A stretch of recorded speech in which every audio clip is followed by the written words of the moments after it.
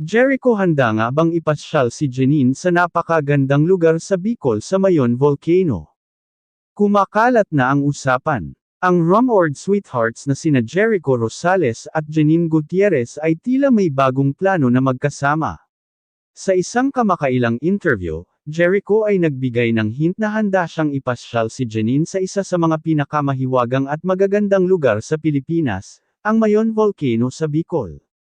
Ayon kay Jericho, Bicol is one of the most beautiful places in the country. Kung may pagkakataon, I'd love to bring Janine there.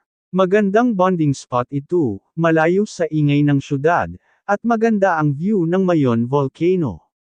Ang mga salitang ito ni Jericho ay agad na nagbigay ng kilig sa fans at mga followers ng Jericho-Janine tandem. Mayon Volcano, na kilala sa kanyang perfect cone shape, ay isang simbolo ng natural na kagandahan, at maraming fans ang naniniwala na ito ang magiging perfect romantic getaway para sa dalawa.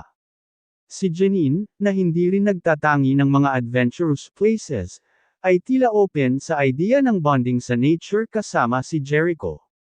Sa isang follow-up statement, sinabi ni Janine, "Bicol sounds amazing. I've always wanted to explore more of the Philippines, especially places like Mayon. Let's see where our adventures take us." Ito ang unang pagkakataon na binanggit ng dalawa ang posibilidad ng isang trip na magkasama sa isang lugar na puno ng natural na ganda at kasaysayan. At dahil nga sa romantic at picturesque setting ng Mayon, hindi nakapagtataka na maraming fans ang nagtataka kung magkakaroon nga ng isang romantic getaway ang magkasama. Huwag palampasin ang mga susunod na updates tungkol sa kanilang love story at mga adventures sa Pilipinas. Abangan kung totoo nga ang kanilang balak sa Bicol, at kung gaano pa karami ang kanilang romantic moments na tiyak ikakilig ng mga fans. Like, comment, and subscribe para sa lahat ng updates at latest news tungkol sa Jericho at Janine sa Celebrity Hub.